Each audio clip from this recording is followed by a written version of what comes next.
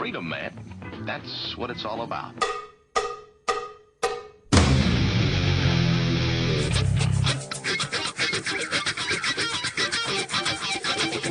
You've got to groove on freedom, like the good book says.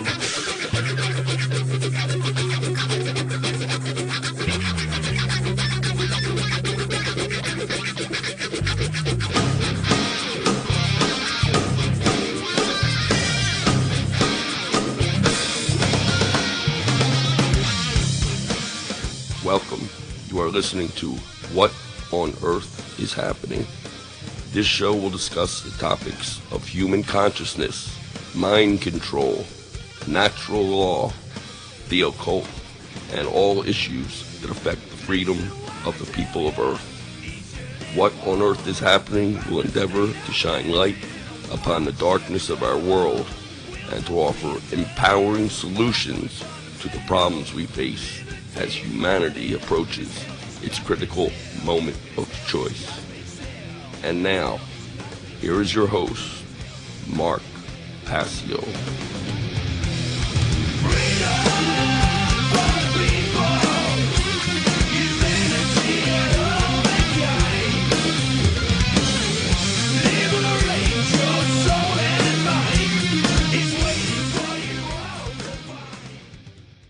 Welcome, one and all. You're listening to What on Earth is Happening right here on the Intel Hub News Network.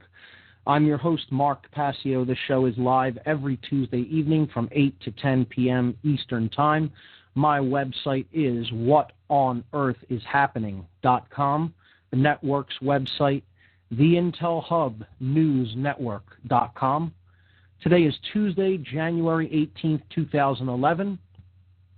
And we have a good show lined up for you here today. We're going to continue to unravel some occult philosophies and traditions on What on Earth is Happening. We've been taking a break from the mind control methodologies that we've been outlining and exploring in depth on the show for many, many weeks.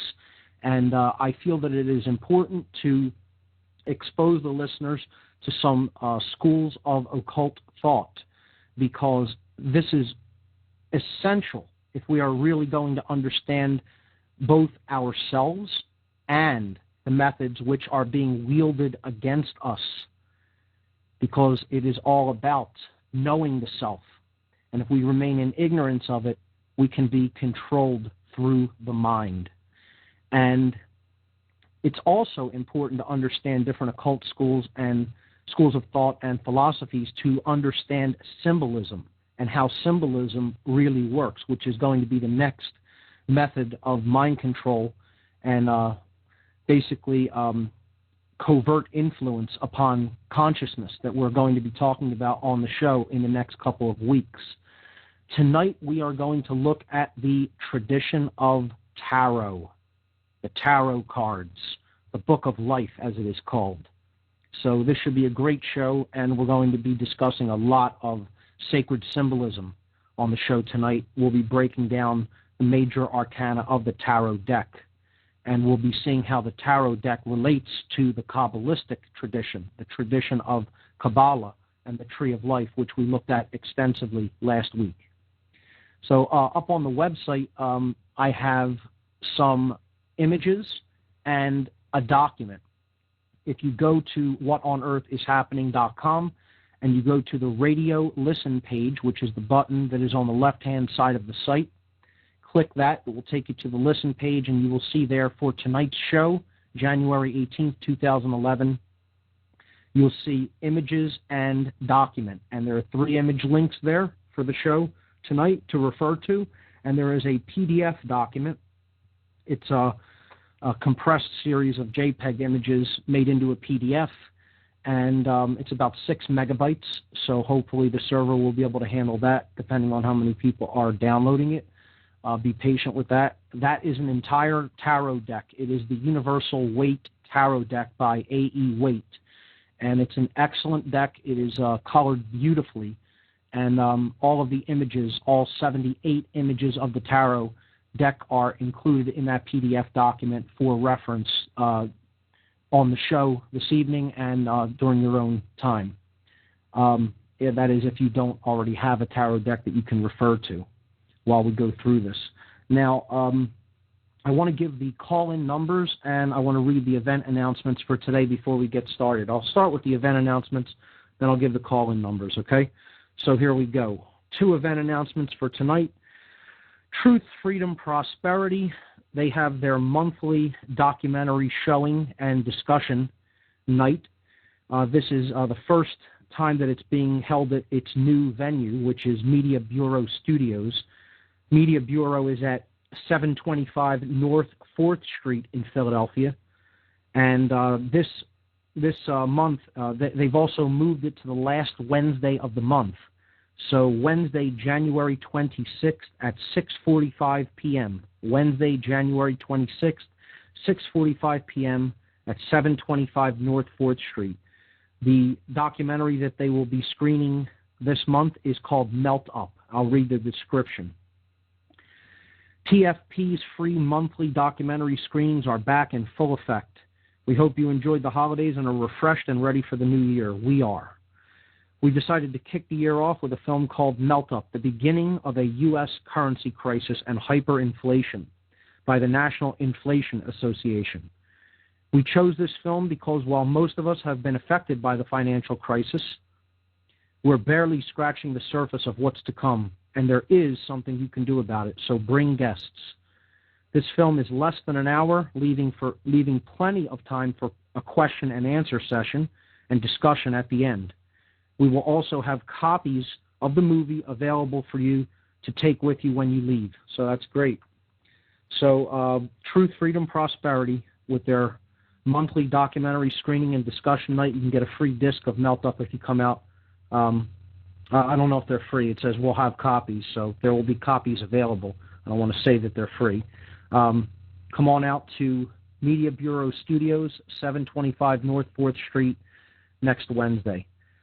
For more information on this group and their activities, please visit www.truthfreedomprosperity.org. And finally, the Free Your Mind Conference. This is racing toward us. Tickets are on sale now. Check out the website to get tickets. This is the big conference coming up in Philadelphia. I'm one of the co-hosts and organizers of this conference. It's called Free Your Mind, a conference on consciousness, mind control, and the occult. Saturday, April 9th and Sunday, April 10th, 2011, at Ruba Hall, R-U-B-A, Ruba Hall, 414 Green Street in Philadelphia. The doors each day open at 9 a.m., and the first speaker will begin at around 10 a.m. each day. Admission price is $20 per day if you buy your tickets in advance. If you want to get them at the door, they will be $30 at the door. Free Your Mind is a unique 2-day conference scheduled for April 9th and 10th, 2011 in Philadelphia, featuring multiple speakers and diverse educational materials for the purpose of raising public awareness of the critically important topics of mass mind control techniques, the covert and subversive influences upon our consciousness and behavior, trauma-based and ritualized abuse, and the practical mental and emotional healing methodologies available for those affected by these devices. The featured speaker list, and this has been modified since last week, we had a one cancellation, and we had 3 new acceptances. Aaron McCollum, Alfred Weber, Andrew Basiago, Bob Tuskin, Farah Yurdozu. A new speaker just added this week, just accepted to come and be part of the Free Your Mind Conference, and this is a really big deal. We're thrilled to have Mr. Freeman Fly as part of the Free Your Mind Conference, just confirmed this week. Freeman will be at the Free Your Mind Conference speaking at this event. Jan Irvin, John Nicholson, Joseph Mara, he's one of the new additions as well, Larkin Rose, Laura Eisenhower, Mark Matika, Mark Passio, Michael Kelly, Paul Marco, and Suzanne Taylor. Those are that is the lineup of speakers as it stands right now, and I believe that total is now 16 speakers. As I announced last week, I thought that Mel Fabregas would be canceling, and that is the case. Mel Fabregas will not be able to make it due to some other commitments that came up. So he is off of the speaker bill, but we've added 3 new speakers, including Freeman Fly, Joseph Mara, and Paul Marco. So the total is 16 speakers now. It's shaping up to be a great event, even though we've had a lot of difficulties in getting this organized and in raising the funds to bring people out. If there is any way that you could help contribute, there is a donation. There is a donation link on the left-hand side of the website. If you're in a position to help with this cause, please click that and make an inquiry about making a donation. And we need the help in bringing some of the out-of-town speakers. We still are a few $1,000s short. We raised $1,000 last week. This past weekend, I should say, at Germ Books. I gave a lecture about the occult symbolism in the movie The Wizard of Oz, and it was a packed house. It was standing room only, and we raised about $1,000 for the Free Your Mind conference this past weekend. So it was a very successful event. Hopefully we can keep up that spirit, and some people will help out and make some donations at the last minute, because we have to get the travel expense money out to the speakers next month. So I would encourage you to please do that if you are in a position to help out. For more information on this great conference, please visit www.freeyourmindconference.com. freeyourmindconference.com. So those are the event announcements, and let's give the call-in numbers, and then we'll jump right in. Okay, the call-in numbers for the show. If you're going to call into the Talk Shoe Network, 724-444-7444. Once again, 724-444-7444. The call ID number for TalkShoe is 83515. Once again, the call ID for What on Earth is Happening, 83515. If, on the other hand, you'd prefer to call into the Blog Talk Network, if you're listening on that network, please call into 646-727-3387. The Blog Talk call-in number, 646-727-3387. Okay. We're going to talk about tarot tonight, and specifically its relation to Kabbalah, and then we will be breaking down the symbolism of the tarot. Actually, we'll be doing this kind of in conjunction at the same time, simultaneously. I'll be breaking down the symbolism and relating it to the tarot tradition, to the Kabbalah tradition, I should say. So we looked at the Tree of Life symbolism of Kabbalah last week and understood, hopefully, how this is connected with the human psyche and human consciousness. It is all about the self. It is knowledge of self. I posted some really nice videos on Kabbalah, very simple, nothing in depth, on the website in the podcast section, along with some books on Kabbalah. So for people that want to study further, they can go up to my website, they can click onto the podcast tab, and I believe the show last week was show number 42. So that is up on the site, and there is a host of documents up there for your perusal and download. And you could throw them on any kind of a digital reader or read them on your computer and learn more about the Kabbalistic tradition. There's also some movies that are very simple on what Kabbalah is, what it can do for you, basic material, very introductory, okay, for the student who is just beginning, the new initiate, so to speak, okay. I would hope that people will avail themselves of this information and study it further, because it is a powerful and rich tradition if it is understood in the proper light and used in the right ways. So that's what this is all about on the show. Knowledge is simply a means. What we do with it is what really matters. Okay, that's what true wisdom is all about. And this information can be used for great good or great evil.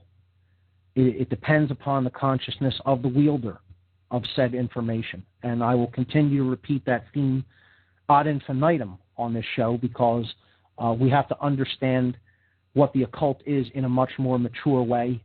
And I think that we need to expose it further and further and further, and take this into the realm where it becomes truly widespread and distributed information. That is the only way I think we're going to lead to anything in our world that resembles true freedom in any way. When the occult is no longer hidden, when it is no longer the occult anymore, when it becomes common sense. That is my contention, and that is why I do this show.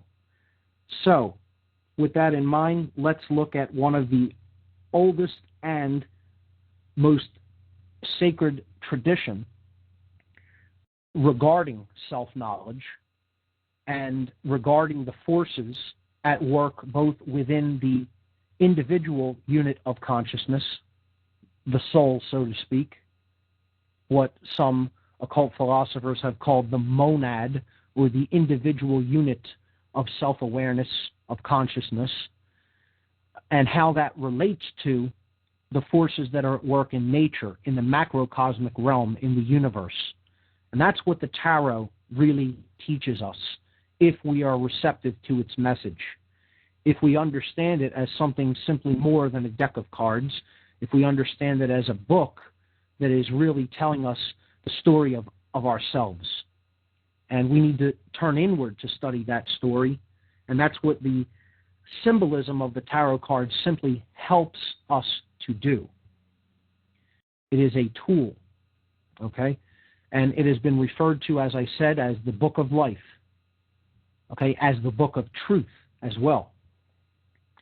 And we can start to look at the imagery of the cards and how rich and detailed they are if you've downloaded the PDF document with the deck. What I want to just do, and again, I could never possibly, just as a caveat to all of this, I could never possibly give anyone all of the knowledge of the tarot, and no matter how many shows I did it. I can only hope to whet someone's appetite to study this further on their own, because you can make a lifetime study of the tarot. Because you can make a lifetime study of the self. Okay, so this is just an introductory primer, and that's all it is intended to be. In no way is this intended to be extensive or thorough or comprehensive. It's an introduction to the tarot, okay? For the student that wants to look further into this and will take it seriously and go deeper and understand that this is a tradition that teaches about the self, they are more than welcome to do so. And I will, as I did with Kabbalah last week, I will post some introductory material on tarot for people that want to look further into it, and that will be posted along with this podcast on the podcast section of my website. So, what is the tarot? The tarot is a deck of cards that tell a story, a tapestry, okay, help us to explore consciousness, as I've said. And these cards are 78 in number in a true tarot deck. 78, okay? There are 22 trump cards, or what is called the major arcana. The arcana is the word for knowledge, okay? It is a Latin word. It means knowledge. This means the major knowledge, okay? Higher knowledge. And what the major arcana represents, or these trump cards, what it represents is the connection between the soul and the universe. So this is the correspondence principle that we've talked about in past weeks. Okay? The Hermetic principle of that which is above is like to that which is below, meaning that the universe is self-similar across all scales. Okay? That which happens in the microcosmic world, or the small, okay, is reflected into the macrocosmic world, or the very large. So that which is taking place at a individual level is reflected outward into society, and that's what our society becomes like, depending on how many people embody that particular modality of consciousness. It's very easy to understand, actually. You know, if you keep putting a certain type of energy into any given system, you will result with more of that kind of energy in that system. Okay, you keep heating a pot of water, you will get hotter water. Okay, you keep adding colder water to an existing pool of water, the overall temperature of the entire pool of water will become colder. It's quite simple if we just apply our minds to try to understand this. And that is what the major arcana suit, or the part of the deck called the major arcana, is all about. It is about this relationship between microcosm and macrocosm. And that's what I'm going to try to really get the listener to understand with the symbolism that I've posted to the site today. Okay, so there are 4 other suits or subdecks within the tarot deck of 78 cards. So on the major arcana, there are 22 cards. Okay, 22. Okay, and they are numbered 0 through 21. So if you look at the PDF document that I've posted, you will see that I start with a deck face card. This is basically just showing you what the deck that I chose for the symbolism, to explain the symbolism, is. And it's called the Universal Weight deck, and it shows you who made this deck, who contributed to it. So this deck is derived from the teachings of A.E. Waite, Arthur Edmund Waite. And that's slide 1, or page 1 in this PDF document.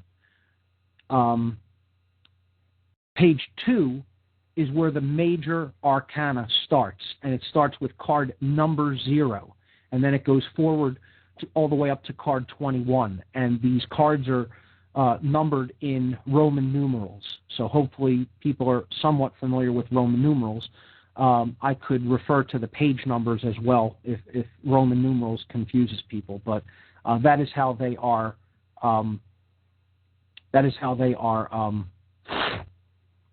Arranged in the PDF document. Now, the other 4 subdecks of the tarot are wands, cups, swords, and pentacles. Wands, cups, swords, and pentacles. Okay? And you will see them below the 21st card, I should say the 22nd, counting the 0 card, of the major arcana. Wands will start below that, and then you will see cups, and then you will see swords, and then you will see pentacles, if you're paging through or scrolling through this PDF document. What these 4 subdecks represent is basically, this is called the minor arcana. By the way, all 4 of these decks taken together is called the minor arcana. And these 4 subdecks represent different qualities of the self.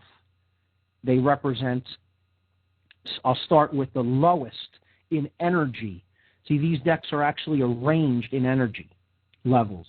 The major arcana I put at the very beginning of the document that I assembled, because this is the highest deck as far as knowledge and energy goes, because this is the deck of the soul and the universal forces that are at work in nature.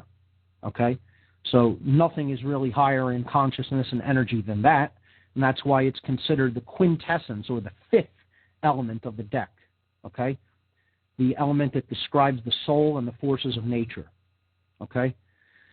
So that's the highest in power. Going down from that, we have wands. Okay? And wands represents the element of fire. Fire. And you'll see fire symbolism in the wands as they're drawn. Okay? Fire is an alchemical symbol or representation, and what it basically represents in our lives and in relation to ourselves is our actions. okay, our actions. This is why it is the highest in power, because our actions are what actually work in the physical world higher than anything else, any other force, any other elemental force that changes the material plane. Okay? So these 4 decks represent what goes on in the material plane, okay, of the minor arcana. Fire being the highest in energy, which is wands. Okay?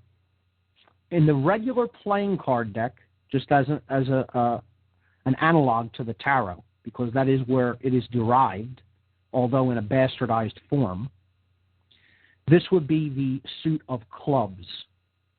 So wands corresponds to the suit of clubs in the regular playing card deck.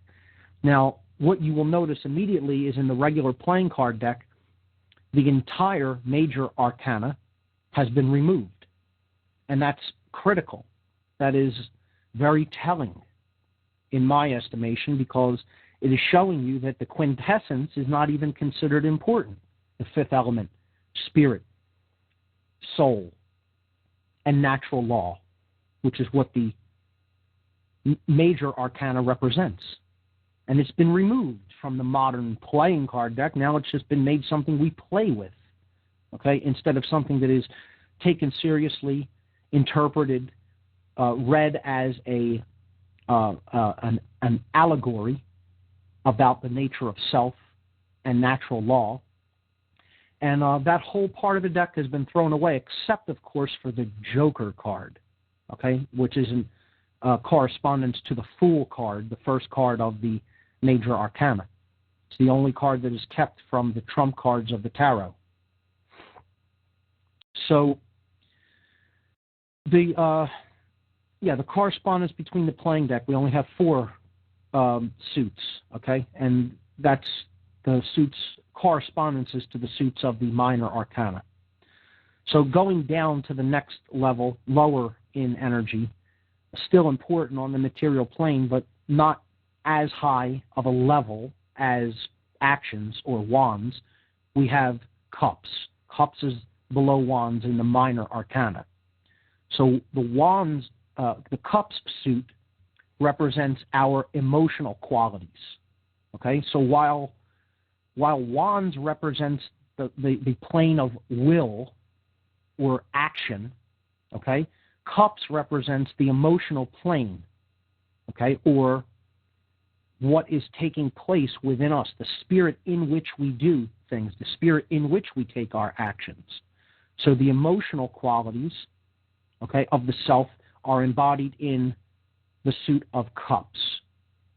Okay, now moving downward from there, we see the suit of swords. Okay, so swords represents our intellectual capacities and capabilities. Okay, so swords is our mind. Okay, and what we do with it. Swords is intellect. Okay, and while that's important, what we know, we have to care enough to do something with what we know, and then we have to actually develop the will to act. That's why swords comes even below wands and cups. Okay. So moving downward one more level, the final, and by the way, let's look at the associations to the playing deck. For wands, it was clubs. Okay. For cups, it's hearts, of course, because this is the emotional symbol, the heart. Okay. For swords, it is spades. Okay. And then finally, we come to pentacles. This suit is also called discs in some decks and coins in some other decks. Okay.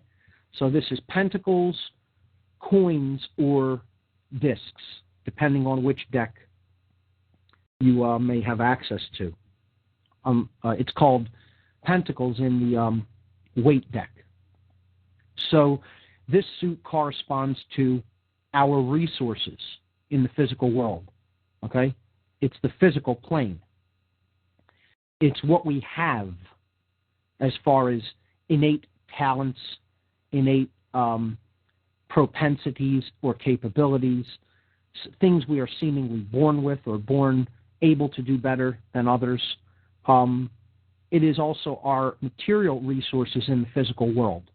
Okay, so it could represent money, physical resources, food, a house, anything like that. Okay, what we have at our disposal to use in a physical sense. That is what the pentacle suit represents.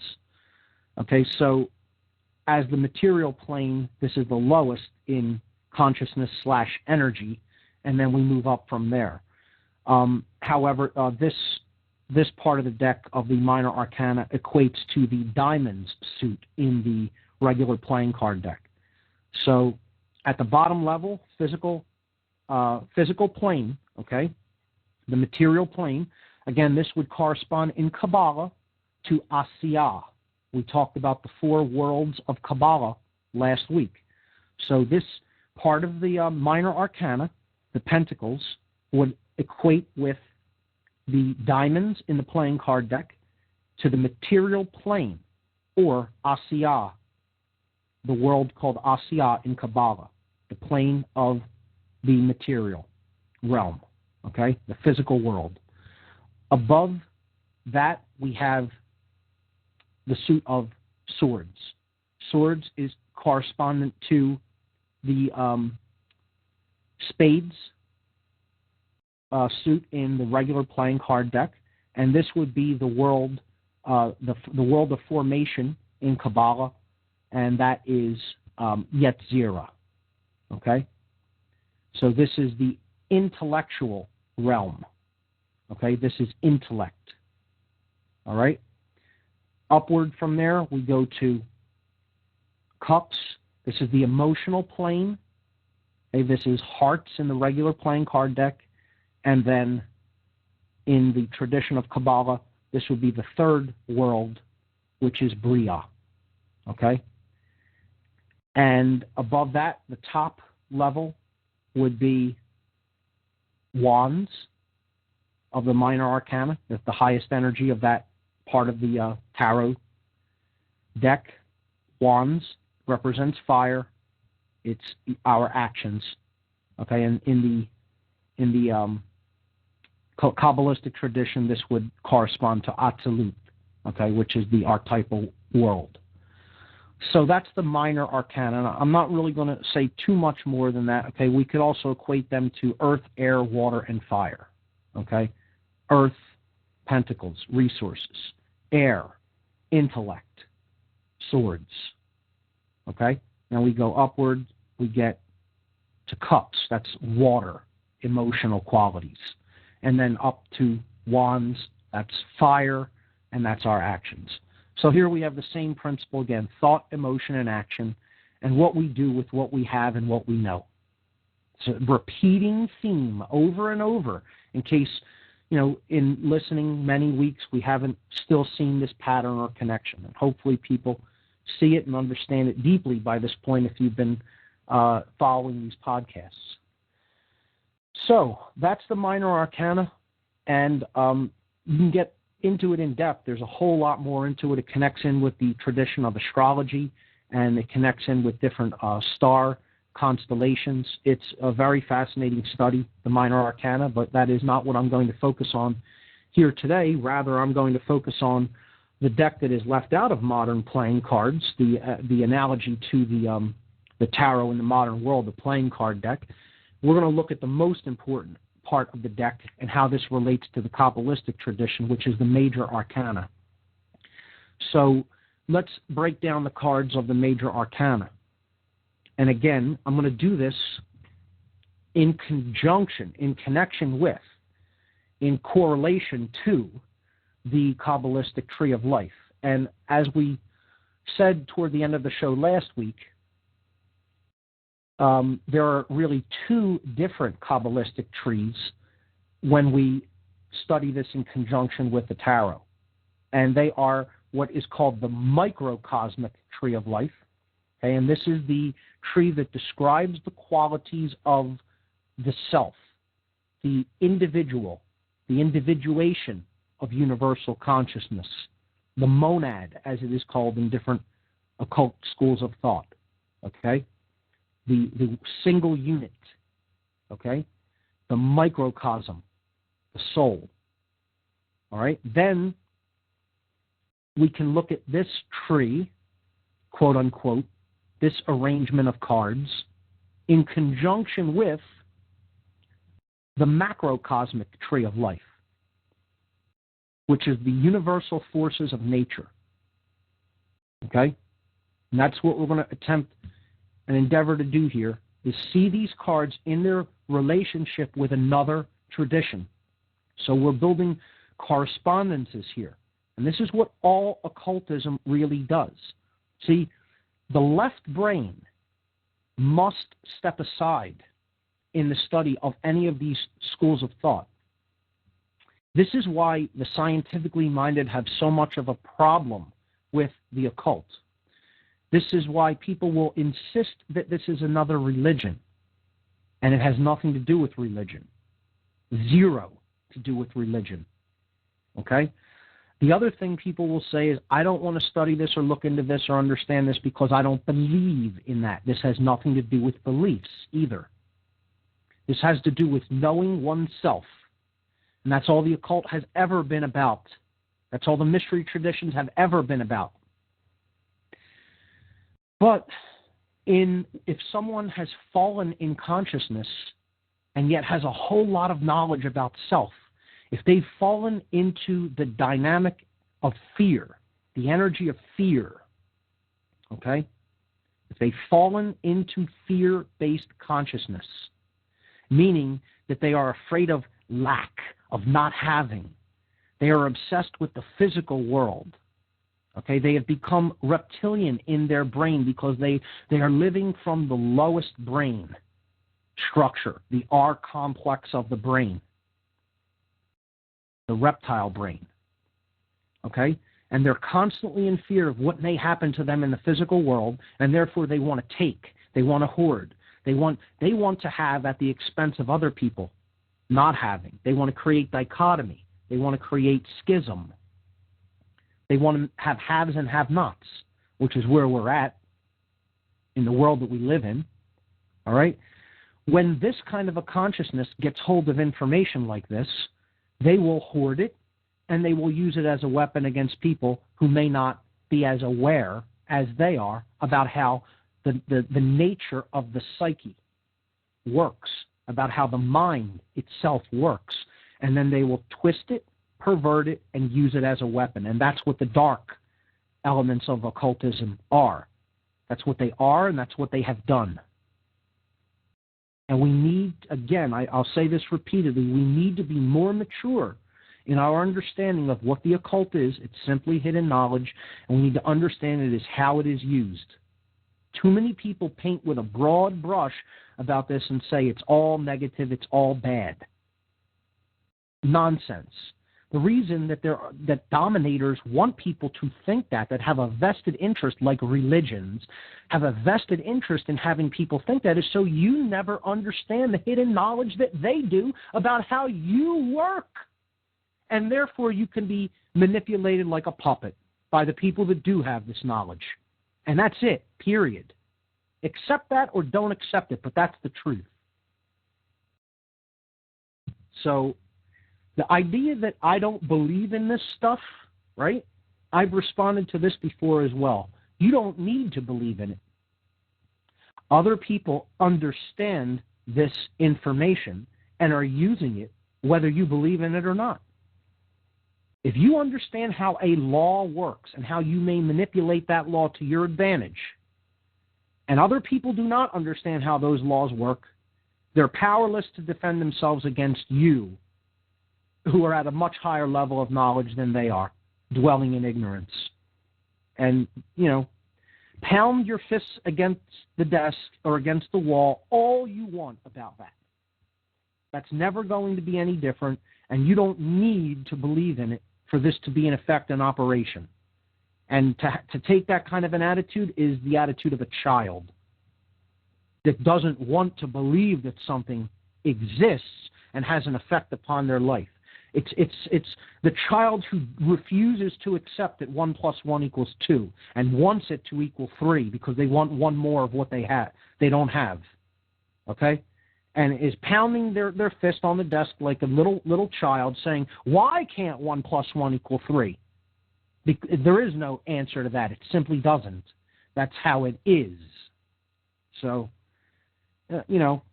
for people that don't want to accept that the occult has any influence in their life, just, click the stop button or the pause button or the mute button right now and go and turn the television on and enjoy being dominated and then eventually exterminated by the dark occultists of this world, because that's the only thing that's on its way.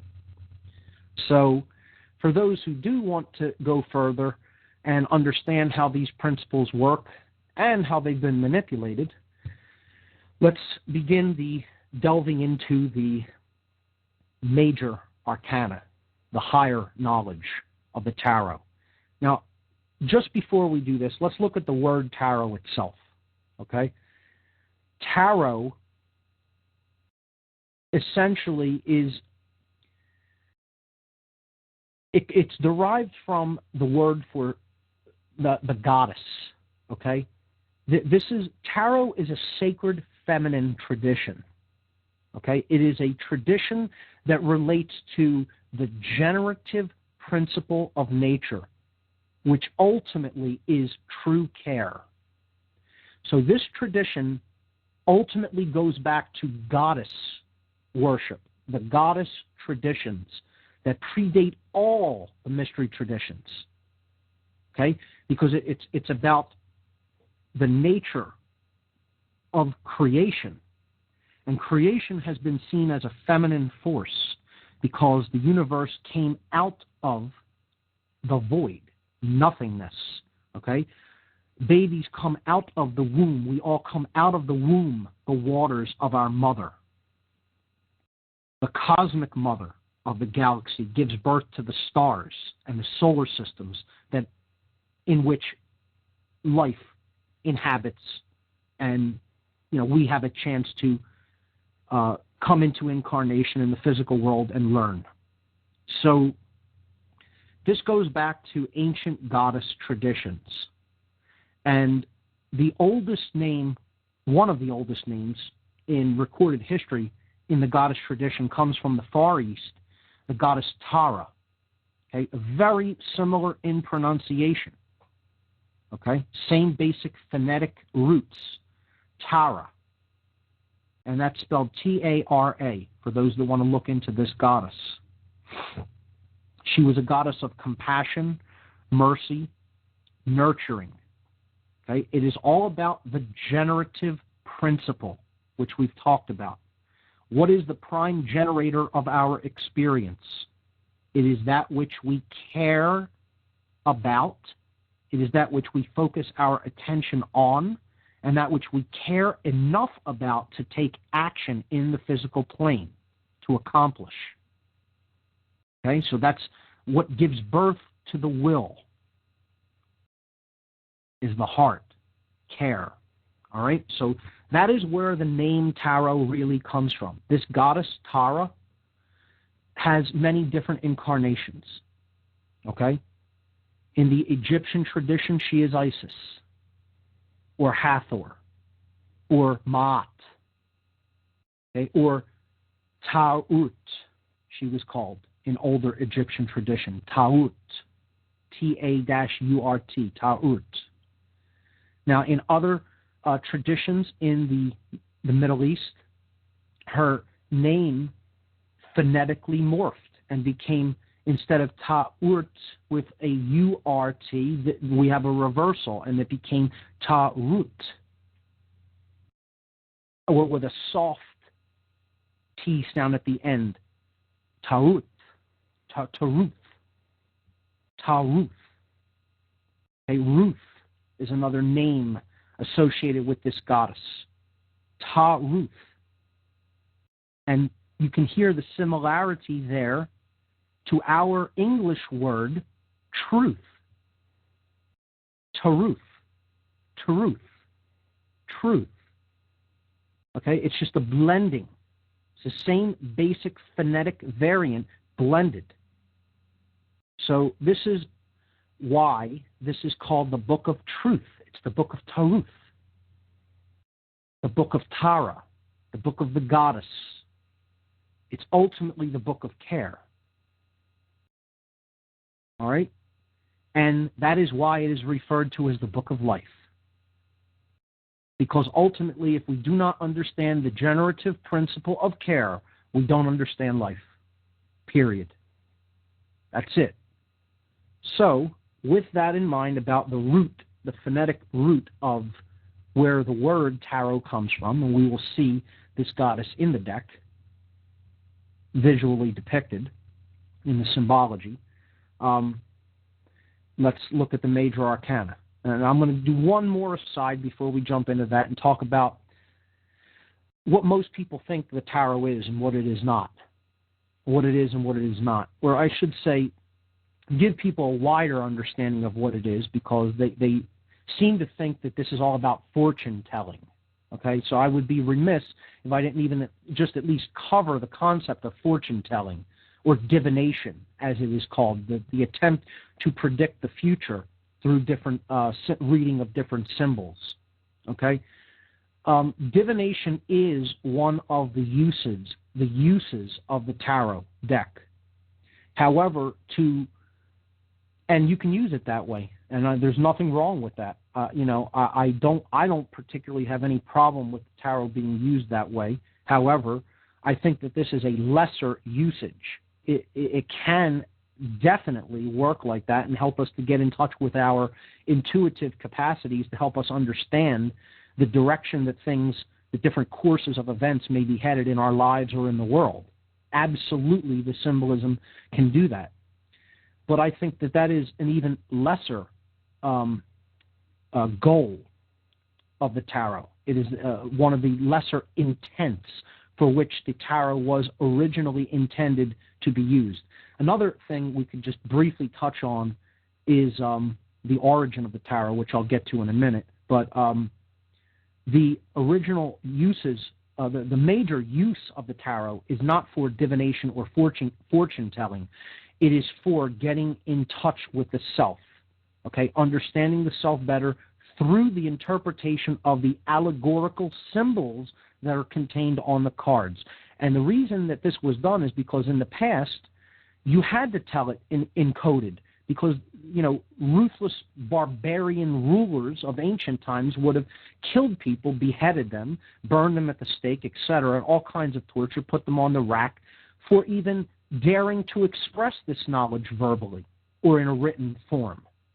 So, in order to circumvent their barbaric mindset, they would encode the story that they were actually telling, an oral tradition story, okay, into symbols, which, as we say the phrase symbols, a picture is worth 1,000 words. Well, a symbol is worth 1,000 pictures, because there's so much contained within these rich tapestry of symbols that you could spend a day discussing just the symbolism of one card, let alone the entire deck. It is a book. It is not just a deck of cards. It is literally an entire book, that you can read into repeatedly and in extreme depth if you are inclined to do so. And so that's the original intent of the tarot. That's why it was encoded into imagery. And the origin. People say, okay, this is derived only from recent times, the 14 or 15 or 1600s in Europe. And there's all kinds of claims to where the tarot, originated and what the earliest deck is. And the tarot, I'll just say this, and you can look into this and research the origin. The tarot is much older than people give it credit for being. Okay? It is derived from ancient mystery school traditions that date back to the ancient Middle East and definitely go back into Egypt. Okay? And this was absolutely used in conjunction with the Kabbalistic tradition, and I would say it probably predates what we consider the Egyptian civilizations. Okay? I would say this goes right back into ancient antiquity when, Egypt was referred to as the land of Chem, and probably even before that, to lost civilizations of which very little recollection, let alone records, even remain. So it is ancient. I would say it is thousands of years old, not hundreds. Okay? And you will see a lot of Egyptian symbolism in the tarot cards, kind of giving a nod or a tip of the hat to the Egyptian civilization as being one of the root lands, the motherlands of where this rich symbolic tradition was derived. So, with that having been said about the usage of the tarot and the origins of it, let's look into the major arcana now. Okay, so here we go. And we'll start with the Fool card number 0. So this is page number 2 of the PDF document. Hopefully people who are listening have had a chance to download it. I hope the server held up well and provided a decent download speed. The document is only about 6 megabytes. That's not too bad. I tried to compress it well. The images I think still look good. If you view them at less than 100%, they crispen up a little bit and look a little bit sharper. Okay, so this is page number 2, and this is card number 0 of the major arcana. This is called the Fool. Okay, it is a young boy or a young man going off on a quest. He has a bag packed on a stick. Okay. He has a flower in his hand.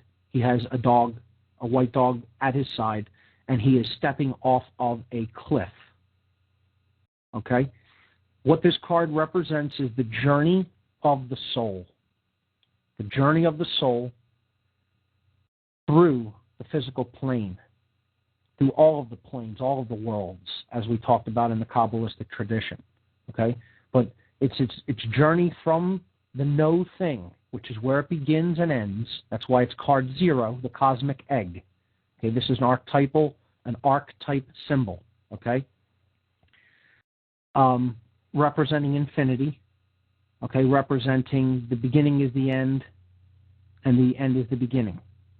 Okay, it represents no beginning and no end. Okay, they're both joined as one. Infinity. Okay, the unified field. The source of all consciousness. All right? It is a journey, not a destination. So the Fool is going on this journey because he doesn't know. That's why he is taking the journey. He needs experience. That's why he's referred to as the Fool. This isn't necessarily a negative connotation. This is saying the whole journey is done for experience and knowledge of self. Okay? The Fool carries very little with him. This represents that we can take very little with us into other lives. Okay? But there is some. It's a small amount. This is what I talked about when we talked about nature versus nurture and how there is very little human nature. Okay, we come in with very little specific innate capabilities, but certain of us do, okay, and they are held over from other incarnations. The flower represents purity, okay, beginning in a pure state. And this is what I've talked about. We don't come in as homicidal murderers, okay? We come in a basically pure state. And we are conditioned into the ways that we think through the environmental conditions that are already in place in this world. The dog represents the forces of nature that guide the journey of the soul, but more specifically, it represents the human intuition and the human imagination, the guiding forces of the soul's journey through life. Okay? And you can already see how powerful the symbolism is in these cards. If you're paying any attention, taking any of this to heart, or taking any of it seriously. And scientific types and left brain types will just say, oh, it's all nonsense. Well, go right ahead, continue to believe that, and let yourself not understand the holistic nature of yourself, live as half a person in just the left brain, never make any connection to the higher consciousness of the right mind, okay? And let yourself be used as a tool, because that's what most people like that are, tools.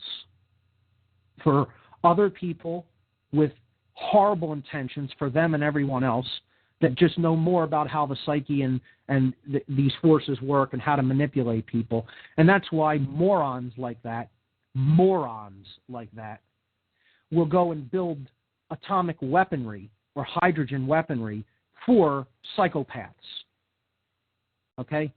Yeah, that got you a whole lot. You accomplished a lot with just the pure left brain. And you can say, hey, it's harsh the way you're wording it. Yeah, it's harsh. Right. I'm not here to make friends with people. Okay? I'm here to explain to people we're heading off a cliff into a ravine, and not the one that the fool is headed off, because he's going into the abyss of the universal pool of consciousness is what he's stepping off into, that journey. He's not going over into a fiery abyss of pure destruction, which is what the human race is headed off into, because they won't make that journey that the fool is making. They won't initiate themselves to understand themselves. They want to remain in ignorance and think that they can prosper. And once again, nothing else to say about that except it doesn't work that way. Why? Because it doesn't. Because there are laws in this realm, and you're bound by them. The end. So people will still insist that that's not the case, and all I can do is acknowledge that there are idiots out there like that, and the word idiot means one who does not know the self. That's what the actual etymology of that word it comes down to. And that's exactly what people like that are, idiots. And again, I'm not here to make friends. I'm tasked with bringing this knowledge out into the light of day so that people who do want to study it can study it. And I'm going to call that which is the way I see it. And, you know, the left-brained, the left-brained imbalanced among us are never going to get this. They're not going to get this until they suffer enough. And the only thing I can do is wish that suffering comes to them as quickly as possible and as brutally and bluntly as possible so that they can get over it and get on with understanding. If not, they'll probably choose to not learn and die in this life and, not having initiated themselves into this journey and have to do it all over again many, many times as it takes. Because they're never getting out of here without confronting this. So, the fool's journey is into self. That's what the fool's journey ultimately is toward, a higher understanding of self and higher levels of consciousness. The ultimate goal of the fool is to master the self, the lower level self. Self-mastery is what the tarot is teaching us. Okay? So, I would like people to refer to image number 1 on the website, if they have access to it, to go up there to the radio listen page and look at image number 1 for tonight's show, which is the microcosmic tree of life. Okay. We started talking about this last week, and I'm going to proceed in order. I'm going to go in actually reverse order, okay, of the cards. I'm going to go from the bottom of this tree to the top of the tree in reverse order of the Sephiroth of the tree of life. The Fool, you will see the Fool card depicted in the space right below the top of the tree, which is where the Magician card, which is card number 1 in the trump cards, okay, in the major arcana cards, is positioned. Now, the Fool card is not positioned as one of the Sephiroth of the tree of life. Okay? It is not one of the Sephiroth. it is positioned in what is called the realm of Da'at. Da'at, okay? D-A-A-T or D-A-A-T-H, okay, depending on how, different schools of Kabbalah spell it, transliterate it, I should say, from the Hebrew. That is where I am positioning the Fool card, and I am coloring it in white. I am putting this hazy outline of energy, if you're looking at this microcosmic tree of life card number 1, image number 1 on the website for the images for tonight, on the radio listen page, okay? This white hazy energy represents that this is the realm of the no thing. This is the realm of the hidden, okay? Because the soul forces are initially hidden and have to be discovered by us, okay? And they don't have their origin in the physical world, okay? Da'at is the realm of hidden knowledge, hidden awareness. It is what is really considered the true root of the tree of life, from which the tree of life springs. Okay? So this is the no thing. It's non-material, it's non-physical. The tree of life comes out of it as an extension of the spiritual realm. Okay? It's the stargate leading to the realm of pure spirit or pure consciousness, pure awareness.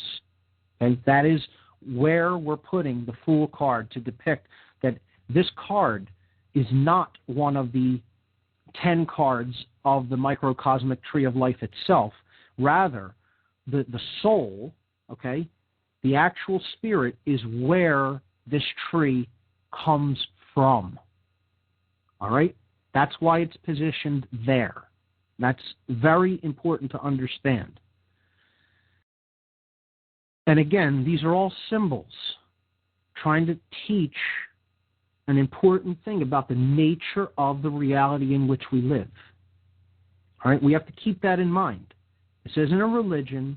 This is just a tapestry of symbols to teach a lesson, to teach information about what we are doing here, what this realm is, and if we're going to change it and make it better, what is required of us. And we need to receive that knowledge from the higher self, okay, which is what that realm of Da'at represents. That's what the whole Kabbalistic tradition is, the process of receiving. That's what the word Kabbalah means, okay? So, let's start at card number 10, Roman numeral 10, at the bottom of the microcosmic tree. This is what I gave the deck of the tarot cards to the listening audience to refer to, okay? So, because of the discrepancy of the first two cards, the first card in the PDF document being the face card, and then the second being the 0 card, which we just talked about, card 10 in the Major Arcana is on page 12. So we're always going to be 2 pages. The page numbers will always be 2 pages greater than the card. Okay? Just keep that in mind. All right? So if you go to page 12 on the PDF document, you will see card number 10, the Wheel of Fortune. So the Wheel of Fortune represents the material plane.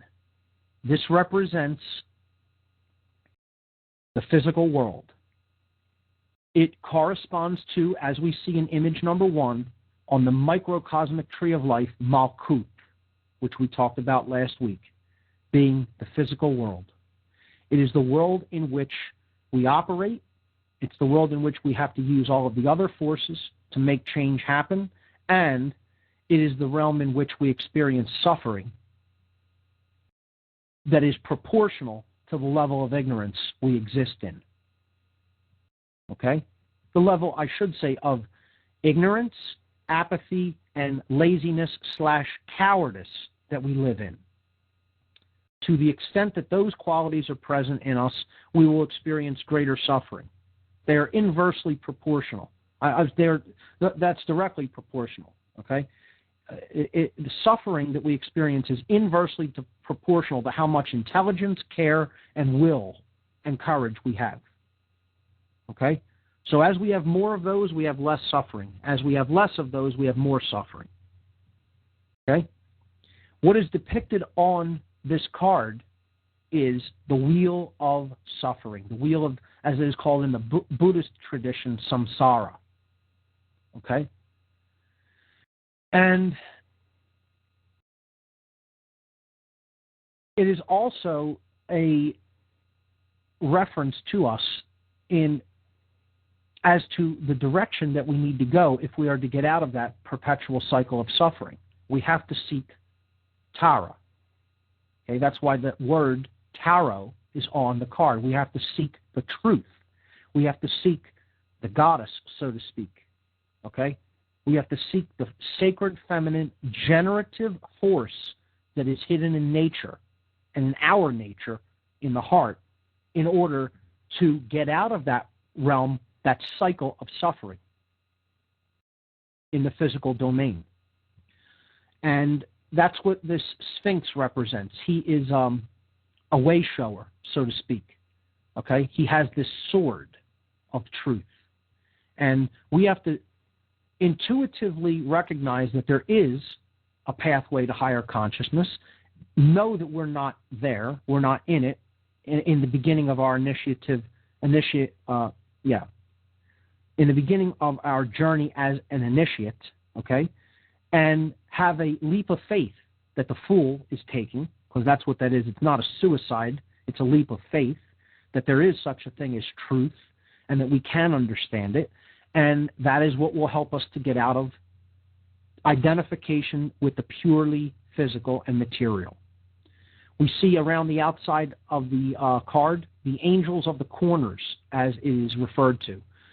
The bull represents Taurus, okay, because these are constellations on the zodiac. This is the Great Cross. And we see the two crosses depicted in the middle of the Wheel of Fortune. Now, what I'm realizing here is that this is all of the symbolism, which I think is very important, is probably going to take a little bit longer to describe. We will probably go into a second week on tarot. Hopefully I can wrap up the microcosmic tree tonight, and then next week we'll look at the macrocosmic tree. I think this is very important, and it really will begin to take the listener's mind into understanding symbolism and realizing how rich symbolism really is, that it is a language in and of itself, and that we have to become versed in this symbolism. We have to become symbol literate. Okay? It's an entire language that we need to learn, because the dominators, the dark occultists of this world, are always using this symbolism. All around us, they're using it. And they're using it to subvert human consciousness so that they can continue to get away with what they've been getting away with. And we need to learn this language if we're going to really, truly be able to break out of their mind manipulation. So this is why I'm doing this now. There's a reason. There's always a method to the madness on this show. Okay? I'm doing this in a very specific linear progression that is set up in kind of a left-brained way, because the mind has to be taken out of its conditioning in a very specific way. Because if you don't establish building blocks and you start talking about something here way down the road, and the foundational principles have not been established early on, somebody just listening is going to say, what are you talking about? You know? That's why it's important to listen to the podcasts of this show in order. So new listeners may, find themselves at a disadvantage. Maybe they can grasp some of it. If they've familiarized themselves with some of these terms and concepts in their own readings or in their own life through different forms of media. However, a brand new beginner, probably would want to go and listen to the early podcasts and, take the journey from the beginning up to this point. But I'm doing this so that we can get a richer understanding and appreciation of how symbolism works and how it is used, so that when we go into the symbolism section, that will be easier for the listener to grasp. Also, I will be really breaking down a lot of occult symbolism in the symbolism section, and that's why I'm doing this now, to basically familiarize the listeners with a lot of occult symbolism, so that will be easier to grasp when we get to that section, okay? So back to the Wheel of Fortune card, okay? We have the angels of the corners. These are also the gospel writers, Matthew, Mark, Luke, and John. These are the 4 archangels, Michael, Raphael, Ariel, and Uriel, okay? These are the 4 elements, earth, air, water, and fire, okay? On and on, the 4 seasons, spring, summer, fall, and winter, okay? So Taurus is earth, okay? It is the spring season, the midpoint of spring, the middle house of spring in the zodiac, all right? The lion represents Leo. This is fire, okay? So this is the midpoint of summer, okay? The eagle represents Scorpio. Aquila, the eagle constellation, is near the constellation of Scorpio. So this is fall, and this is water, okay? And the angel represents Aquarius, the water bringer, and this is the midpoint of winter, okay? So this is air. So again, this is how they relate to the 4 minor arcana decks. Taurus would be pentacles. Leo would be wands. The eagle would be cups, and the angel would be swords. Hearing the intro music for this break, we'll be right back on What on Earth is Happening. I'm your host, Mark Passio. Right back after these messages.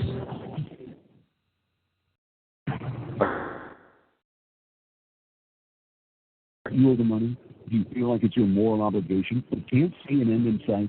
Well, what if I told you that in truth, you don't owe a single penny, and that the banks know this and hope you don't find out? Here's where we come in. B2Prosper.com specializes in a profound debt repudiation method which challenges the validity of your so-called debts, morally frees you from the burdens, and protects your property. Our system is often superior to settlement, bankruptcy, or consolidation, which often leave you in a worse situation. If you feel the moral obligation to take care of yourself and your family, then I urge you to consider taking action right now. The economy will not wait. If you want to know more so you can prosper through the economic collapse, all while staying honorable and true to yourself, then call 877-417-8393. That's 877-417-8393. Or visit B2Prosper.com right now.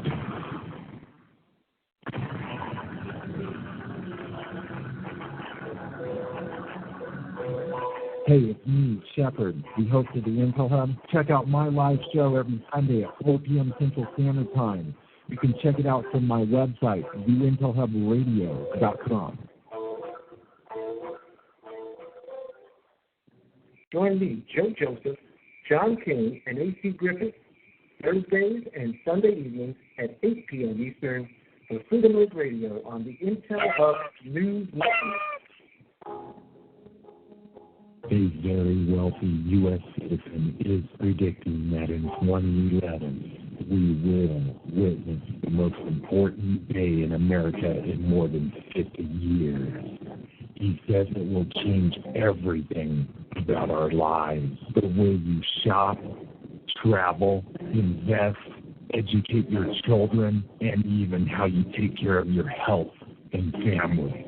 Now this man has made some outrageous predictions over the years, but the crazy part is he's usually right. You see, he predicted the collapse of GM, Fannie Mae, Freddie Mac, and America's biggest mall owner, General Growth Properties, a few years ago. In fact, Baronis called his work a dire prophecy. Now, this has nothing to do with the stock market, but it could have a huge impact on almost every aspect of your life. And recently, he created a video which you can watch online for free, detailing his biggest and most important prediction yet. And it's a real eye-opener. I can't stress this enough. You should at least watch this free video online today. He explains everything you need to know, including simple steps you can take to protect yourself. You can find the video at www.endofamerica8.com. Although this video may be offensive to some audiences, it's worth checking out. Again, that's www.endofamerica8.com. Watch this free video at www.endofamerica8.com. You are listening to the Intel Hub News Network, crushing the New World Order piece by piece.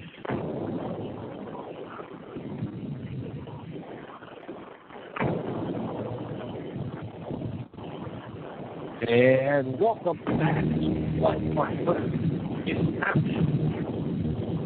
And welcome back to What on Earth is Happening. Your host, Mark Passio. Mark, we have Bob from Cincinnati on the line. He wants to jump in and say hi real quick. Bob, welcome to What on Earth is Happening with Mark Passio. Hey, Bob, how are you? Thank you. I'm well, Mark. How about you? I'm doing well. Oh, congratulations on your standing room only presentation out in Philadelphia. Everything I needed to know I learned by watching The Wizard of Oz. Mark Passio breaks the occult icon Wizard of Oz down. I wish I could have been there. Wow, Mark. Yeah, it went pretty well. I'm gonna I'll give this presentation on the air soon, shortly. I'll give it. So maybe even in 2 weeks. Maybe we can wrap up the tarot tradition next week, and then I can give that presentation in a couple of weeks, right here on the air. That would be wonderful. Thank you, Mark. That'd be wonderful. I'm going to hurry up and get out of here so you can finish. I just wanted to shout out congratulations. You knew it would be a success. I, of course, knew it was going to be a success, and it was. And thank you for putting it out there in pre-advance. Thank you for sharing it with us. I'm waiting impatiently, as it appears. You scored big for the Free Your Mind concert. Freeman Fly will be there in Philadelphia in April. Wow, that's powerful stuff. I'm with Bob Tuskin. That deserves all kind of applause. It's going to be a good one. Freeman got back to me a few days ago and let me know that he would be available, and we're going to bring Freeman in to speak, and he's going to have a presentation that will knock everybody out. Wonderful. And don't forget, guys, Bob Tuskin will be there. That's right. As a matter of fact, Bob. As a side note, at the Free Your Mind fundraiser the other day, a gentleman, I don't know if he wants me to mention his name on the air, so I'll keep him anonymous, but he's a friend of mine. He came and sponsored you with a check as a speaker. He gave us a check that covers your travel expenses, and so we know that we have the money set aside for you. But wow. one person. Do I know this person, Mark? I don't believe that you do. No, he works through another group that I work with in this area, and like I said, I'd rather not say his name because I don't know whether he wants me to acknowledge his name. But I'll introduce you to him at the show and let you know that he made that possible from donation. That just touches my heart, and sure. I'm definitely looking forward to be there, and that just really makes my night. So thank you so much. I'm glad to be there. I am nobody. I'm just somebody out there trying to break free from the chains of mind control that are so prevalent today in this world. And I see my family, my brothers and sisters out there, deep in this stuff. And I just hope to wake them up and cover the root of how I see this mind control. And at the conference, Free Your Mind conference, what a better place to do it. I'm honored that Freeman's going to be there. Yep. A lot of great speakers. Mark Passio, of course, will have a knockout performance as usual, and I'm just really looking forward to it. That will be in April, folks, so don't miss that. Yes. Hey, and Mark, one last thing. Sure. Bob Cincinnati's scheduled to be joining us. Hooray! Awesome. Looking forward to meeting Bob in person. I'm looking forward to meeting you guys. And like I told Bob off the air, come high water or whatnot, I'm going to be there. My little family's already prepared for that. So I'm looking forward to meeting both of you gentlemen and all your great speakers. And thank you to the anonymous donor out there who sponsored Bob Tuskin's presence at the Free Your Mind concert. You are a hero. This is going to be great. I feel a lot of energy building for this conference. I was able to plug the Free Your Mind conference on a radio show last week that I assist with on Blog Talk Radio. So I'm excited, and it's just going to be great. Great. I'm glad people are really looking forward to it. It has been a difficult journey in putting this together, and I have had ups and downs emotionally about it. It seems like as it's coming a little bit closer, more things are working out for the better in relation to it. So hopefully that will continue. We're going to have a organizers meeting coming up next week for it, and hopefully we can pull together the last remaining resources that we need to make this a real success. Again, I implore people, if you can reach out and help make a donation, it would be extremely appreciated. I don't want to ask anybody to be able to do things beyond their capability. Of course, they have to basically take care of themselves and their families first and foremost. But if you are in a position and you support the goals of this conference, we could use donations to help bring in some of the other speakers. So I have to, ask. They say ask and you shall receive. I've put it out there, and there it is. So, Bob, I want to thank you for calling in. Always a pleasure to hear from you, Bob, from Cincinnati. And I'll definitely be seeing you out in Philly in April. And thanks for all that you do, too, in helping to, promote our efforts. Well, that's my pleasure. And, Mark, if you get a chance, maybe share the address with the listeners here on this radio show where they can send cash or perhaps a check or money order made out to cash for the Free Your Mind concert or conference. And just one last thing, Mark, and I'm sorry to interrupt you.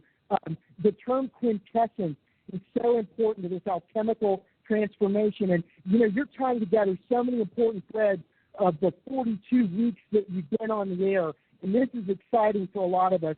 The quintessence, the one thing, you called it the fifth element, and how these dark occultists have laughed at us unknowing out here with their movie titles.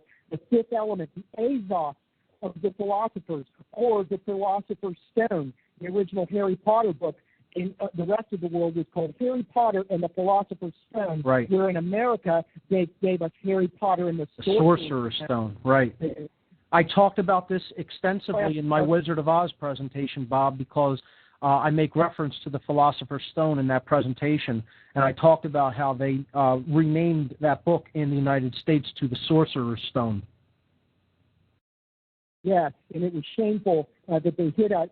But you're sharing knowledge, and when you talk about Terra equaling the truth and care, the generative principle, the goddess, and what it means, and then I hear the president standing at the podium in his war on terror. That's right. It wasn't a war on terror. It was his war on terror. That's right. Told what the war was on. It's shameful and exciting to hear you share these things.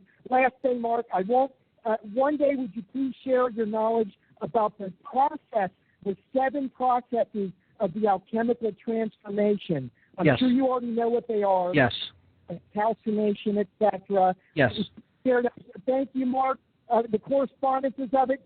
This is so powerful. I know the people that have listened, they understand what this means tonight. Thank you, Mark. Good night, gentlemen. Good night, Bob.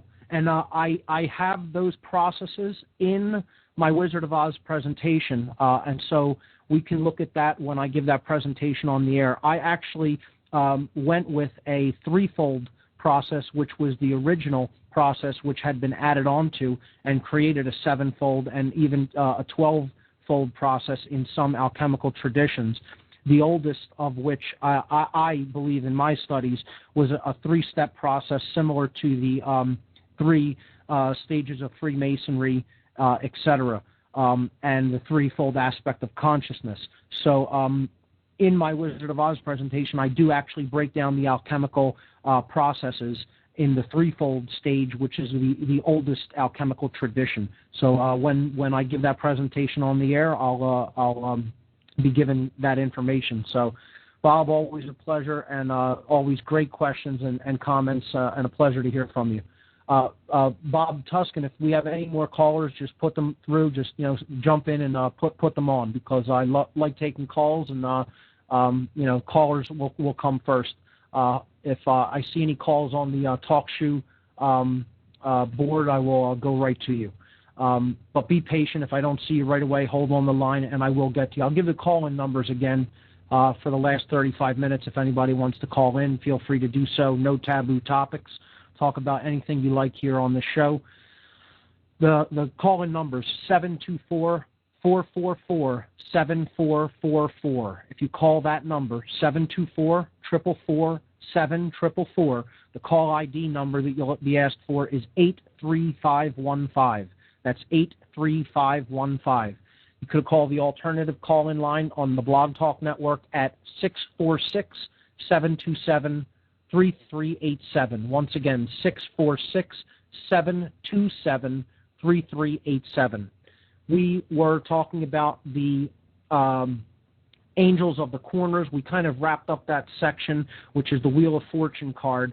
Just the important thing to keep in mind with this card, it represents the physical plane. It represents the soul's journey into the state of incarnation, or being born into the physical world, and it alludes to the pathway out of it being through the Keeper of Truth, which is represented there by the Sphinx, one of the keepers of the halls of knowledge, the halls of records, so to speak, as symbolized in ancient Egypt.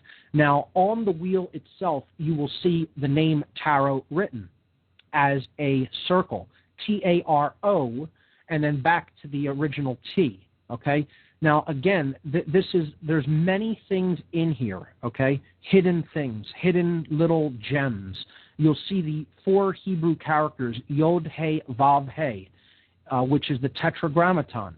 We talked about that last week in the Kabbalistic tradition. These are references to the 4 worlds of Kabbalah. These are references to the 4 elements of nature. These are representative of the name of God in Hebrew, which is transliterated as YHVH, Yahweh or Jehovah. We see the 2 crosses, okay? The 2 crosses representing the solar cross, or what is known as the cross of the solar system, or the cross of St. George, the straight up and down cross like a plus sign. And then we see the greater cross representing the cross of the galaxy, okay, which is a reference to these, quote, angels or constellations of the 4 corners of the zodiac, and that X-shaped cross is called the cross of St. Andrew, okay? So I will break down the word tarot on this wheel in just a moment, but I see we have a caller on the line, so here we go. Whisper in Wind. Caller, you are on. What on earth is happening? What do you have for us today? Yeah, you said that the imagery in the deck of cards was used to find oneself, I think basically you said.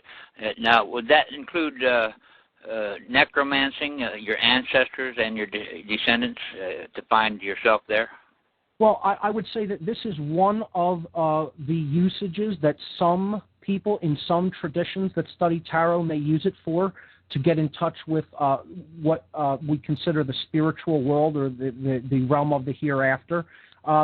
This is not one of its original intended usages, as I believe divination itself is not.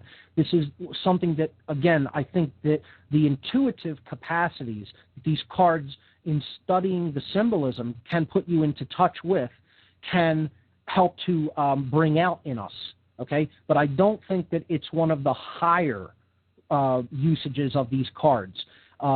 Occultists who are serious students of the self, serious students of the human psyche, use these cards for the story that they tell in their rich symbolism, for the archetypal imagery and symbology that is contained in the cards, rather than for pure divination. but I would say that they can be used for those purposes. That would be my answer to your question. Does that answer your question? Yeah, I would just say that how could one find oneself if they did not find their ancestors, because they are nothing without them and they are nothing without them. You know what I mean? Sure, and these cards come from our ancestors, and they really do tell a rich tradition of where we came from. You know, if we really delve down deep into them, that they're telling us that this is the study of the ancient past as well. I think one of the main ways that we are controlled is by being cut off from our origins. If you cut off a people from their origins, you are in an absolute position to wield control over them. So that's a great point. As a weapon to forget your ancestors. The kings of the earth know who their ancestors are. That's right. But they want you to forget yours. Yeah, now, if you get a vision with Mother Mary, they're going to call that a miracle. But if you talk with your ancestors, they're going to call you a witch. Right. Wise one, isn't it? I agree. And you bring up a good point. So I want to thank you for calling in. Great point. So, there are a multitude of uses for the tarot. I am basically attempting to explain what I consider to be the richest use of them, but it is not the only one. So that caller raises a good point, and he raises a great point about the really important idea of connection to our ancestry and of human origins, which if that can be controlled and cut off from us, it's a piece of cake to basically wield influence and control over other people if they don't know where they've come from. Not knowing where you've come from means ultimately you don't know where you're going. And sadly, that's the case for too many of us. So thank you, caller. Great point. Anyone else? If anyone else calls in, Bob, just throw them right on and break in on top of me, and I will monitor the talk shoe line. So continuing on this Wheel of Fortune card, there is the word tarot, T-A-R-O. Okay. Now, if we look at the other arrangements of the letters on this wheel, okay, we can see that there is something in it. There is a hidden a full sentence, not only just words in other languages in it, but there is a full sentence, okay? So the first word that is hidden in this arrangement of letters is rota, R-O-T-A, which is Latin for wheel, okay? And we see a depiction of the wheel on this card, as we've already referred to. So rota means wheel, okay? So the word tarot is in there itself. So the wheel of tarot, okay? What other words or arrangements of words are in here, okay? We see the word T-O-R-A, which is a Hebrew reference, a transliteration of Torah. Torah means law, okay? It's a reference to the first 5 books of the Bible, Genesis, Exodus, Leviticus, Numbers, and Deuteronomy. Okay, so this is the Torah and what is considered the law in the Judaic tradition. Okay, another word for Torah, another concept that it is connected to, is the truth itself. Okay, and again, the goddess was considered the goddess of truth, justice, and natural law, and her name is made reference to with T-A-R-O, tarot, which is where the word tarot is derived from Tara, okay? But also her name is hidden in A-T-O-R, Ator, okay? So if we have a hard breath mark at the beginning, we get Hathor, Hathor, Hathor. Hathor is a name of the goddess in the Egyptian tradition. Hathor is the goddess of love and care, okay? So we have another name for the goddess hidden in this arrangement of letters, okay? We see the word, if we go in the counterclockwise direction, a couple of words appear. One of them is ator, A-T-O-R, and this is a Latin verb that means cultivate, okay? Cultivate or generate, essentially, Okay, and we saw this is about the generative principle, the cultivation of care. Okay? Another word in Latin that we derive from this arrangement of letters, and all of these are in order, these letters. We're not going even across to other letters. We're going in order along the outside of the wheel. Okay? O-R-A-T means it speaks. He, she, or it speaks, where we get the word orator from, a speaker. Okay? So if we put all of these together, right, we can come up with a sentence that is what the tarot is actually all about. Okay? Wheel, R-O-T-A. Tarot, T-A-R-O. The wheel of the tarot. Okay? A-T-O-R. I'm sorry. A-R-O-T. Arot is cultivates. Arot. Okay? The wheel of the tarot cultivates. Okay? Or it acts as a generator. Okay? Then we could say Orat, O-R-A-T. It speaks. Right? T-O-R-A. Torah. The law. Right? A-T-O-R. Hathor. Of Hathor. So the wheel of the tarot cultivates. It speaks the law of Hathor, the goddess. This is an entire sentence arranged within those four letters, telling you what the tarot is. Okay? It's a connection that is a circular, a cyclical connection, representing the self, that acts as a connection to the generative principle. Okay? A wheel that is a cultivating wheel. And what it ultimately helps us to do is understand the law of nature, of the goddess. It speaks the law of Hathor. That in and of itself, to be able to do that with four letters, is amazing. Okay, and I'll put a breakdown of that in a slide on the site with the podcast. I hope people are looking at some of the images that I post with the podcast, as you can go back and download them and listen to these, because they help to understand some of these concepts even better. There's another break coming up. I'll be right back, folks.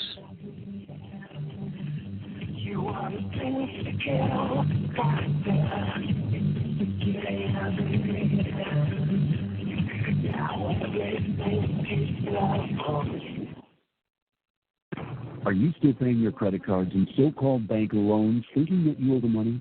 Do you feel like it's your moral obligation but can't see an end in sight? Well, what if I told you that in truth, you don't owe a single penny, and that the banks know this and hope you don't find out? Here's where we come in. E2Prosper.com specializes in a profound debt repudiation method which challenges the validity of your so-called debts, morally frees you from the burdens, and protects your property. Our system is often superior to settlement, bankruptcy, or consolidation, which often leave you in a worse situation. If you feel the moral obligation to take care of yourself and your family, then I urge you to consider taking action right now. The economy will not wait. If you want to know more so you can prosper through the economic collapse, all while staying honorable and true to yourself, then call 877-417-8393. That's 877-417-8393. Or visit E2Prosper.com right now.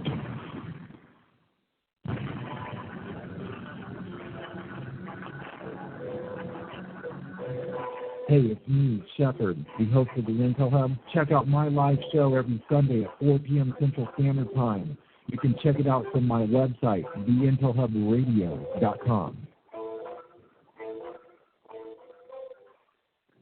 Join me, Joe Joseph, John King, and A.C. Griffith, Thursdays and Sunday evenings at 8 p.m. Eastern for Freedom Link Radio on the Intel Hub News Network. A very wealthy U.S. citizen is predicting that in 2011, we will witness the most important day in America in more than 50 years. He says it will change everything about our lives. The way you shop, travel, invest, educate your children, and even how you take care of your health and family.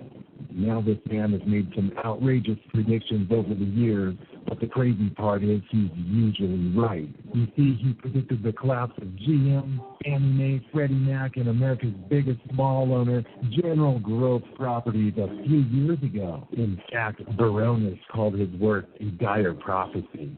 Now, this has nothing to do with the stock market, but it could have a huge impact on almost every aspect of your life. And recently, he created a video which you can watch online for free, detailing his biggest and most important prediction yet. And it's a real eye-opener. I can't stress this enough. You should at least watch this free video online today. He explains everything you need to know, including simple steps you can take to protect yourself. You can find the video at www.endofamerica8.com. Although this video may be offensive to some audiences, it's worth checking out. Again, that's www.endofamerica8.com. Watch this free video at www.endofamerica8.com. You are listening to the Intel Hub News Network, crushing the New World Order piece by piece.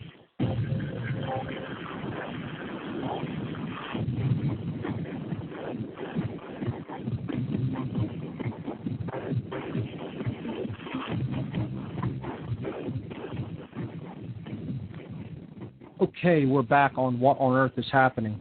Let's move to the next tarot card upward on the Kabbalistic Tree of Life, the microcosmic Tree of Life. If you're referring to image number 1 on the site, we are going to now move up to page number 11 on the PDF document, and this is card number 9, okay? Card number 9, and it's called the Hermit. The Hermit is the initiate who begins to leave the purely physical, identified state of consciousness. He knows that he has been dwelling in darkness and illusion, and therefore he sets out as well on a journey to truth with a lamp of knowledge, and inside you'll see the 6-pointed blazing star representing the seal of Solomon, which we've extensively talked about on this show in the past, as the balance between the left and right brain hemispheres, okay? And that is what the hermit seeks.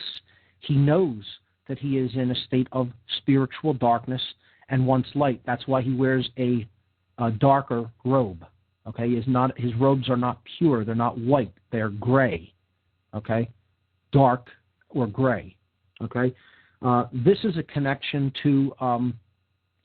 look at Gandalf, the gray wizard in Lord of the Rings, who then becomes the white wizard through his process of self-purification after he does battle with his internal demon, which is the Balrog in Lord of the Rings, this demon of smoke and fire, okay? After doing battle with him and conquering him, which represents the darker aspects of the self, he then emerges as the White Wizard in the later parts of the trilogy. So, the Hermit is the initiate, okay? He is the one who realizes he has a lot to learn. And he is in darkness but wants to receive, okay? So this is associated with the desire center. This is the sacrum chakra, like the Wheel of Fortune card represents Malkuth, or the base chakra. And you can refer to image number 3 for a correlation between the Tree of Life, the Sephiroth, or the emanations along the Tree of Life, on the Tree of Life symbol, and the chakras of the body. Okay? So this would be the desire chakra, or what is referred to as the sacrum chakra in the Vedic tradition. Okay? It's called the Swadhisthana chakra. Okay? So that is the sphere of Yesod on the tree of life. Okay? That is foundation. He is establishing a foundation through his desire to learn. He is beginning to root himself in higher levels of awareness. He is now out of Asiyah, and this is the first Sephirot in the world called Yetzirah, the realm of formation. Okay? Moving upward to the cards that are colored yellow. Okay? This is a dualistic chakra or a dualistic emanation along the tree of life. Okay? Because we have to look at these all in conjunction in reference to the middle pillar. Okay? So this is a twofold aspect of the will center. Okay? The root chakra connects us with the physical plane. The sacrum chakra, representing Yesod or the hermit, okay, is the desire center of wanting to improve ourselves, wanting to gain more spiritual knowledge. And then we have to apply will. Okay? Of course, will has to be tempered by care. This is why the heart chakra is even above that. But the yellow, two yellow cards represent the dual nature of the will. Okay? And this is an internal manifestation and an external one. Okay? So the internal manifestation is the card to the left there on the pillar of severity, and it is called strength. This is associated with the Sephirah known as Hod, okay, which we talked about last week. You can always go back to the podcast and refer to these and the images and books. Tons of information to cross-correlate all of these, okay? But what that card represents is courage, okay? So this is an internal quality, the strength to overcome fear that is within, all right? And that is card number 8. Card number 8, you'll see a woman with a lion, and she has an infinity symbol over her head, meaning that she is kind of coronated as an illuminate, one who does know the self, okay? She is holding the jaws of a lion closed with her bare hands. Now, that's a symbol for courage right there, okay? But it's a symbol that she is conquering her fears. Okay? She is conquering her internal fears. All right? So, courage, the strength card, the sphere of Hod on the tree, on the left-hand pillar of severity, okay? The next card is Sephirah number 7 on the tree of life, and this would be associated with card number 7, okay? It's called the chariot. And here we see as the secondary aspect of the plane of will, okay, of the aspect of will. This is the solar plexus chakra in the Vedic chakra system, okay? It's called the Manipura chakra, all right? This card, the chariot, represents willpower to act in the world. So we have internal courage and external willpower, okay, to actually get something done, all right, using the will that exists within us to get something done in the external world, in the physical world. That's why he is the chariot driver, the charioteer, okay? He uses the two forces, okay, the feminine force of care and the masculine force of actually acting in the world, okay, represented by these two sphinxes, okay?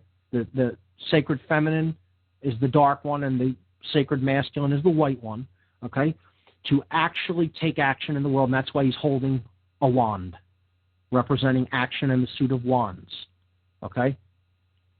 And he is also crowned as an illuminate, as you will see this theme repeated over and over again. It's showing you this is one of the paths to illumination, to what is really meant as enlightenment, acting in the proper moral way. That's what this card represents. That's why it is on the pillar of action, or the pillar of mercy, the right-hand path of the Kabbalistic tree of life. Okay? So again, we could spend a whole show on each card. I want to move forward because we only have a few moments left, and we'll continue this next week, but I'm going to move a little bit faster. Card number 6, as we move up to the green, or the middle of the tree of life, the very hub, which is the representative of the heart chakra or the Anahata chakra, okay? This is the lover's card, of course, because this is about love. This is about true care. Once again, we see the twin forces of male and female represented by Adam and Eve, and they are brought together by higher consciousness or an archangel. I believe that would be the representative of, it would represent the archangel Michael, if I'm not mistaken. And it's just basically saying higher forces is what that angel represents, okay? And that's what love puts us into touch with. That's what true care puts us into touch with, all right? So the lover's card associated with the heart chakra, okay? On the tree of life, that would be the sphere of Tiferet, which means beauty. And I neglected to mention the sphere called Netzah is what we would associate the chariot with, okay? But Tiferet on the tree of life corresponds to the lover's card. Going forward to Sephirah number 5. This is the Hierophant, okay? Some decks call this card simply the Pope, okay? The Hierophant represents the aspects that we exercise within ourselves for self-control, dominion, as I've called it, bringing the thoughts, emotions, and actions into harmony or unison in an act of our will. So controlling our own thoughts, emotions, and actions, the only thing we're really allowed to control. That's the Hierophant card, what he ultimately represents, and you will see that he is crowned, sovereign, okay? And you'll see this over and over again, all right? He holds also a form of a wand, because this is about a form of control, but it is the kind of control that we do have a right to exercise, because it is taking control over the kingdom of self. And that's why this is called severity, or Geburah, on the tree of life. And this card is blue. It is associated with the throat chakra, or the Vishuddha chakra. Okay? So, Hierophant, internal self-control, self-dominion. Okay? And it also represents maintaining control over your own words and what you are doing with your words, since it is associated with the throat chakra. Okay, so it is about what do you use your voice energy to speak into creation. What are you putting out there? Are you speaking the truth? Okay, that's what this card is all about.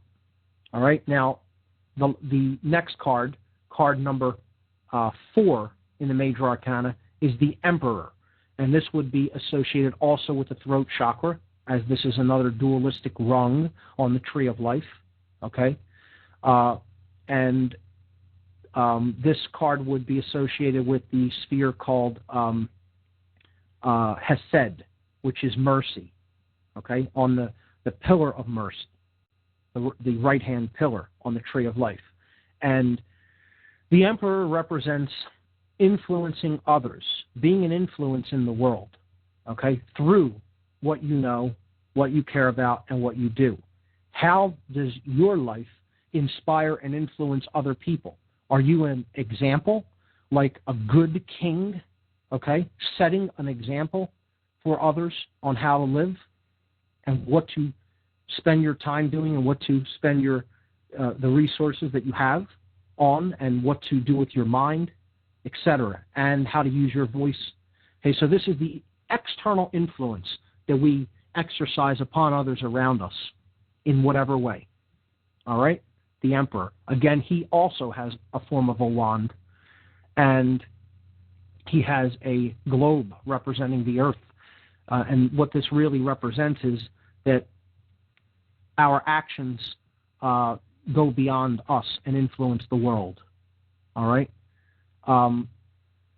He is also crowned as emperor, okay?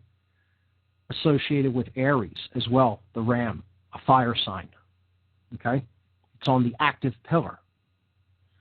So that is the emperor card, and that completes the throat chakra, the two aspects of the throat chakra, internal self-control and then influence of others, okay?